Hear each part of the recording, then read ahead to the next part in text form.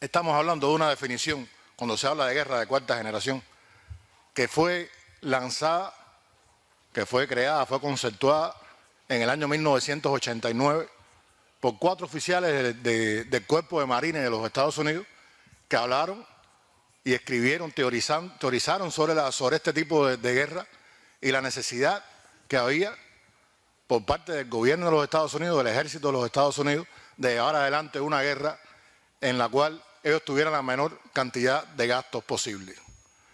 Pero ¿de qué tipo de guerra estamos hablando? O sea, ¿cómo la definían ellos? Y ustedes se van a dar cuenta enseguida de hasta qué punto eso está ocurriendo en el mundo real hoy en día.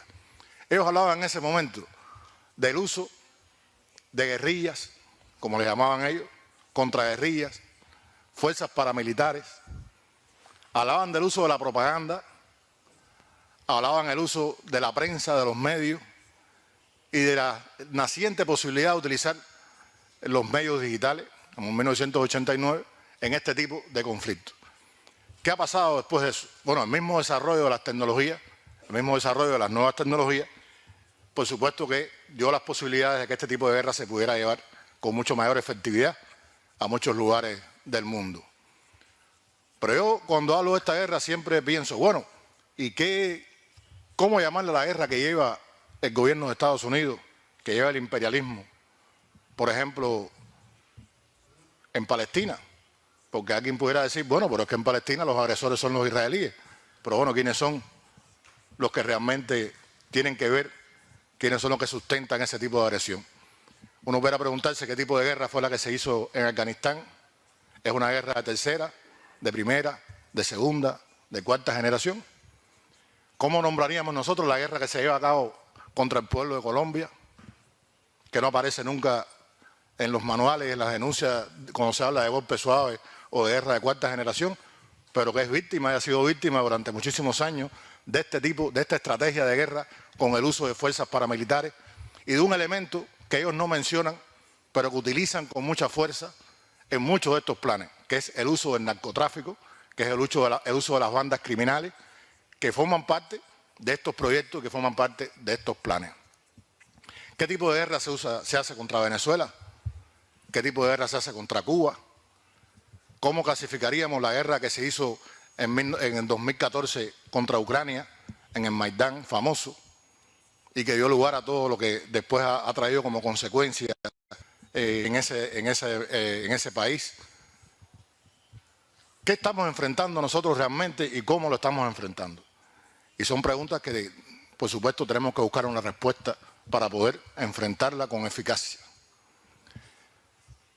A partir de la definición que hacen estos señores de la Infantería de Marina, que por supuesto fueron los que le pusieron nombre, pero no es una estrategia, por supuesto, que nace de estos oficiales. Ellos lo que hicieron fue ponerle rostro a un proyecto que ya el gobierno de Estados Unidos venía desarrollando y que tiene, además, una expresión muy marcada, muy conocida en todo el trabajo que realiza personas como James Char, por ejemplo, con toda su teoría del golpe suave, como Tom Halby, que tiene un papel importantísimo en la construcción de esta teoría.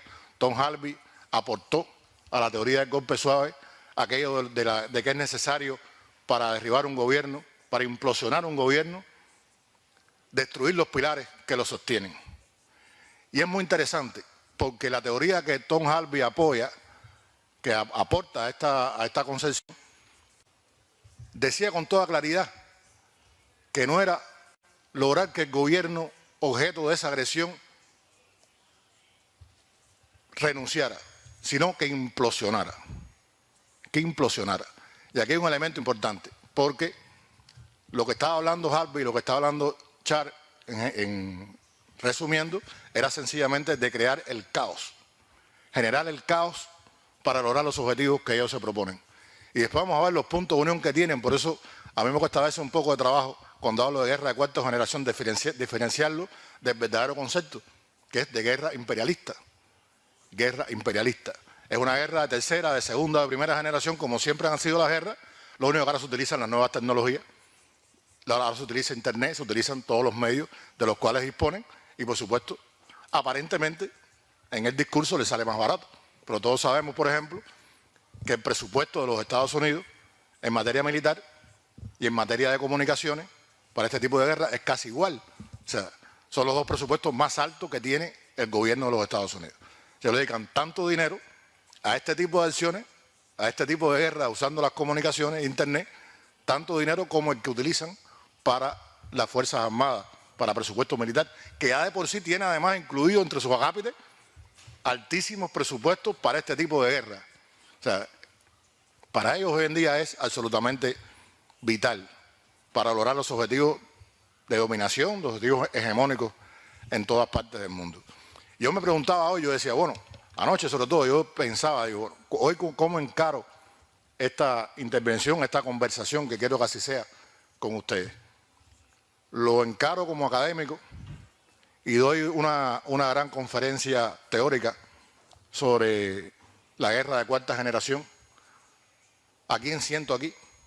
¿Al académico, al periodista? ¿O siento al combatiente revolucionario que tuvo la posibilidad de vivir esta experiencia? Y converso con ustedes a partir no solamente de lo que he investigado como periodista y como investigador de estos temas, sino además a eso le sumo la experiencia de haber participado en la organización de este tipo de guerra contra Cuba y contra Venezuela. Digo, bueno, yo creo que sería preferible, bajo todo concepto, hacerlo de esta última manera, sin renunciar, por supuesto, al nivel que debe requerir, por respeto a ustedes, este tipo de conversatorio o de conferencia.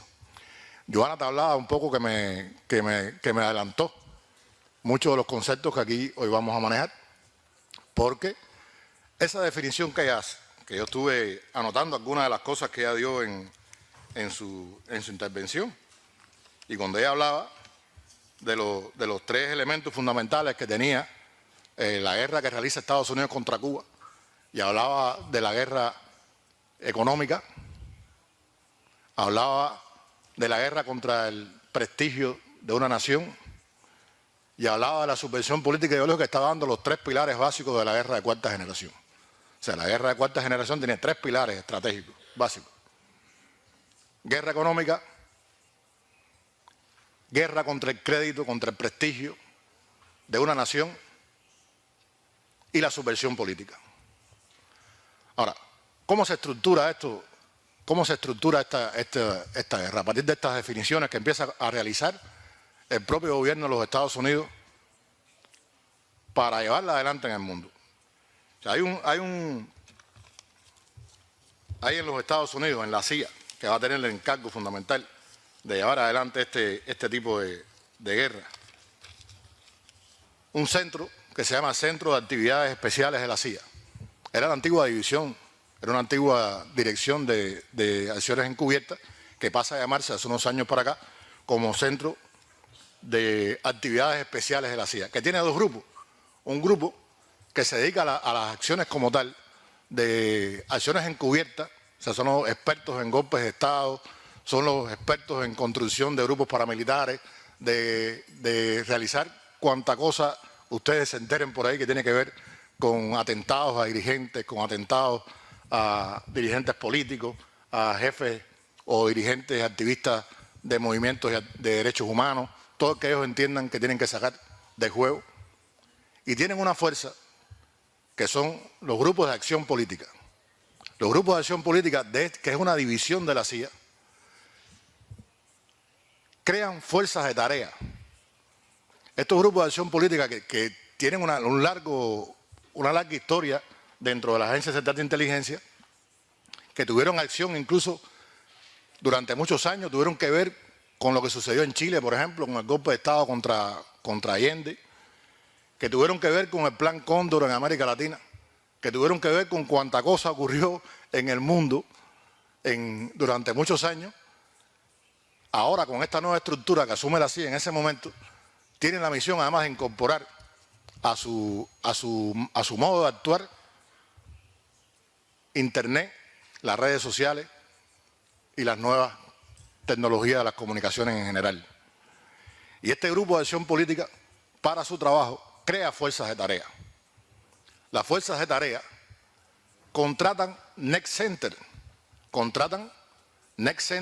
que se ocupan, organizados por esa fuerza de tarea, de realizar investigaciones sobre el terreno, hacen estudios de Big Data, hacen estudios donde hacen microsectorizaciones de los terrenos, de la población, por ejemplo, seguro que ustedes han leído lo del escándalo de Cambridge Analytica y todo lo que tuvo que ver eso con los procesos electorales en muchos lugares del mundo. Bueno, estas son gente que se especializa en este tipo de cosas, que son contratados por la fuerza de tarea con el objetivo de utilizar esa información para la subversión contra los países que son víctimas de esta agresión. Los Net Centers, a su vez, contratan cibermercenarios, contratan sicarios digitales, como también se les llama, gente que existen en el mundo real. Este mundo de las redes sociales está lleno de este tipo de gente, está lleno de personas que se dedican de manera gratuita a este tipo de cosas. Hay haters reconocidos que su gran placer en este mundo es precisamente realizar bullying, realizar acoso. Bueno, esta gente identifican a esas personas, las contratan, las ponen a su servicio. Estos centros, estos Net Centers, además de eso, tienen la misión de construir bots, trolls de todo tipo. Cuentan además con tecnología de inteligencia artificial altamente desarrollada que les permite conocer al detalle el territorio sobre el cual se va a actuar y las personas sobre las cuales se va a actuar.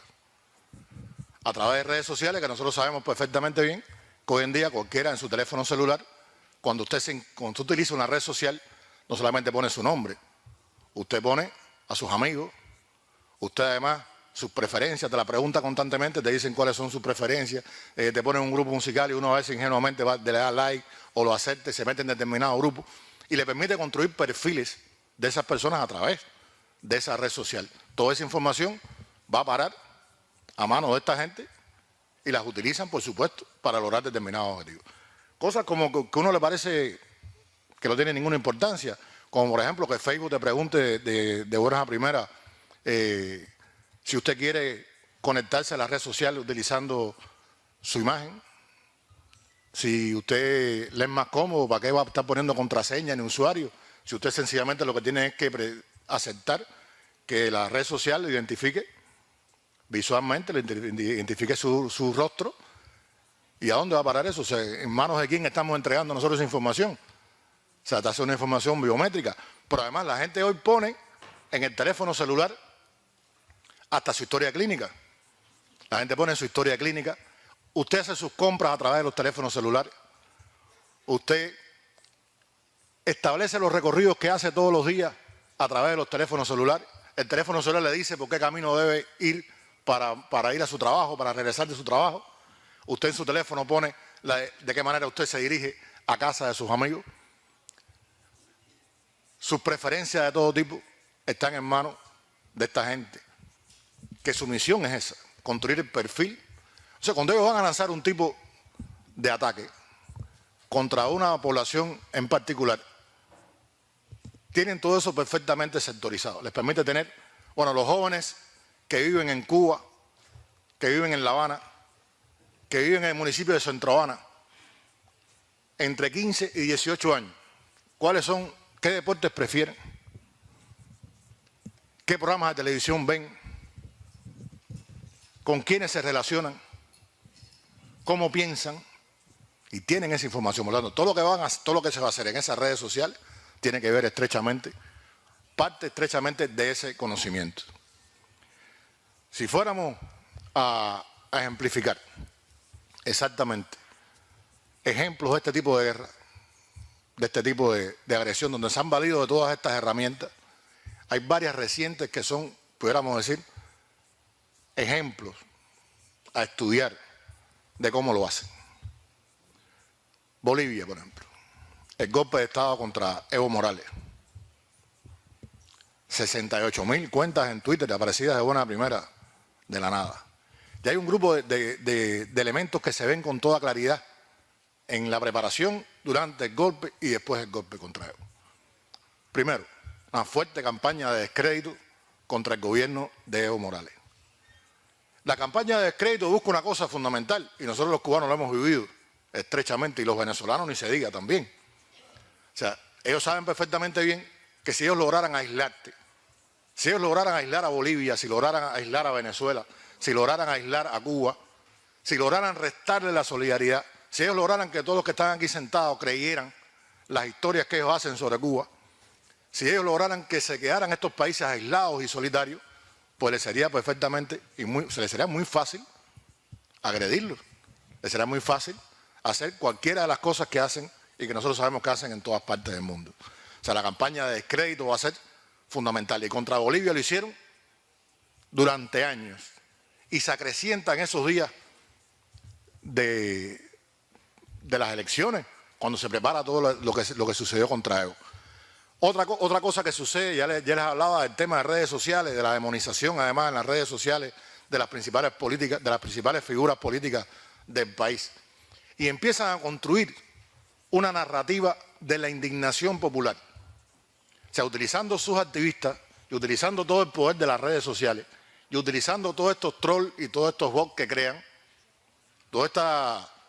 hoy en día quiero decirles que es muy fácil hacerlo, porque antiguamente contrataba a una persona que podía hacer ese trabajo, pero hoy en día a través de la inteligencia artificial tú puedes crear montones de personas, miles de personas en las redes sociales que no existen. Y son bots que se construyen especialmente para actuar y para transmitir mensajes como si fueran personas reales. Y la lluvia fue realmente una lluvia de tweets contra el gobierno de Evo. Esa narrativa de la indignación popular, que forma parte también de la campaña de descrédito, porque todo esto está vinculado, que hace creer a muchas personas en el mundo de que el pueblo boliviano, de que el pueblo está listo, de que el pueblo está cansado del gobierno de Evo. Y otro elemento a tener en cuenta, a aprender de ahí, porque en ningún otro se había visto con tanta claridad, es algo que está en esta primera estrategia de que les hablé cuando se crea en el 89, que lo han usado distintamente en muchos lugares, que va a ser,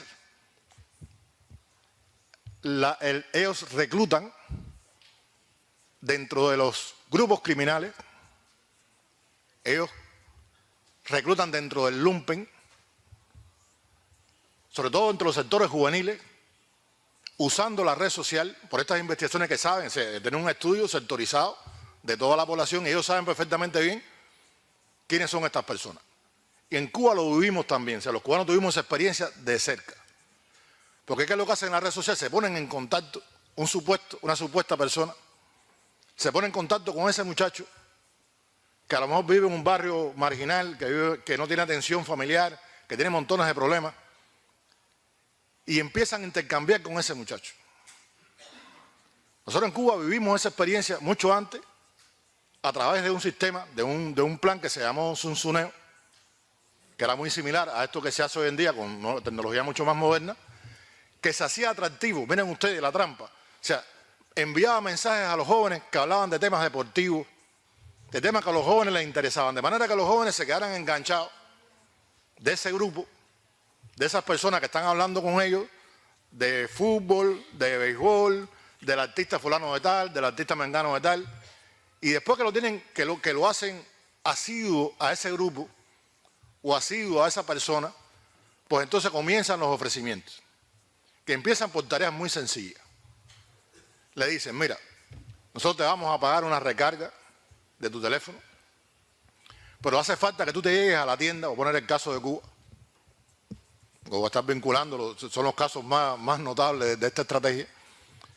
Yo te voy a pagar una recarga en tu teléfono si tú te llegas a la tienda que está en la esquina de tu casa, le tiras una piedra, o te voy a enviar $40. Lo que tienes que hacer es filmar la acción y pasármela a través de este correo, para yo estar seguro que tú lo hiciste.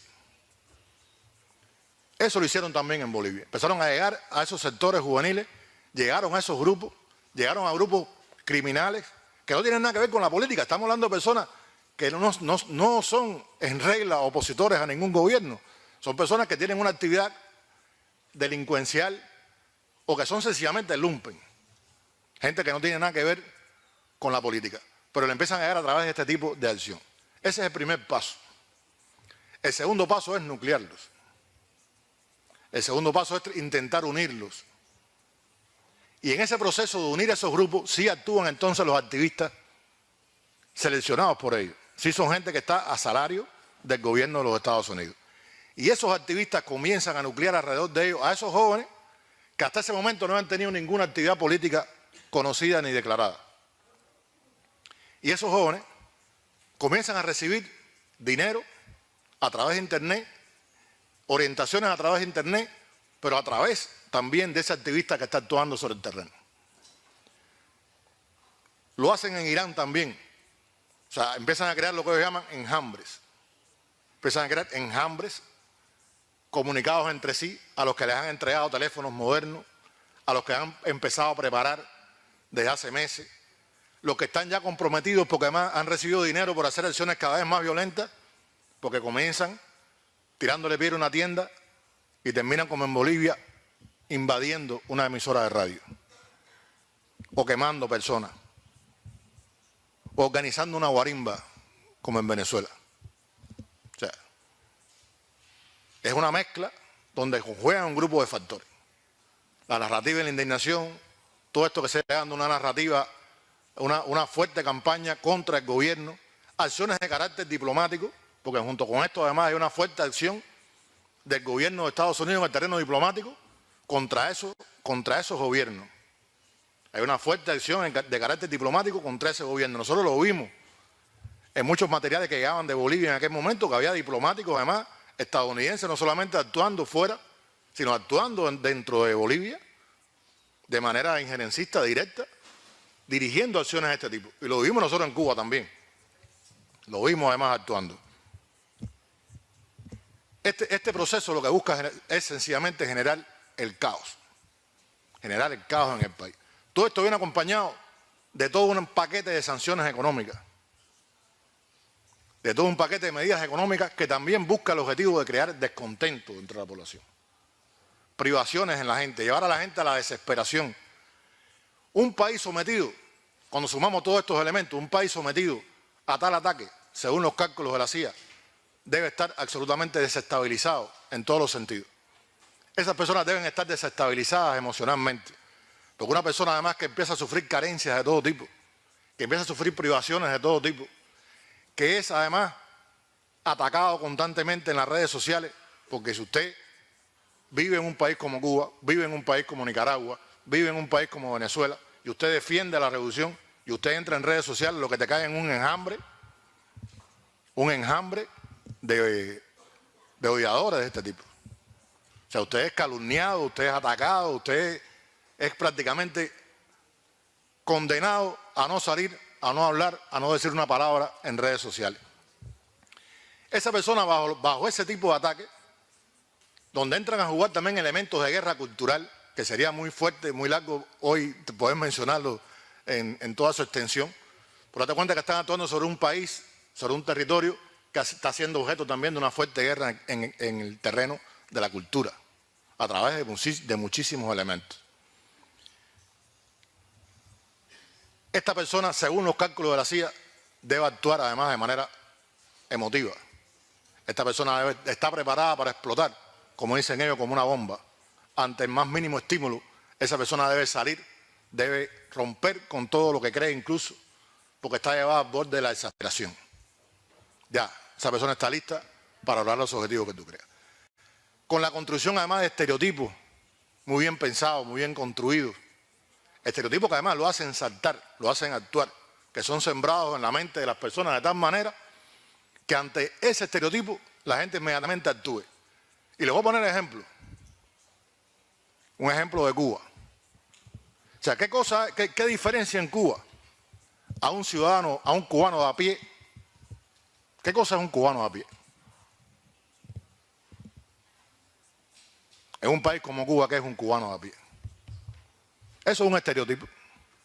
Un estereotipo que se ha construido intencionadamente para que usted, cuando le mencionan a un dirigente, usted no considere a ese dirigente como parte de ti mismo, como parte de tu mismo pueblo.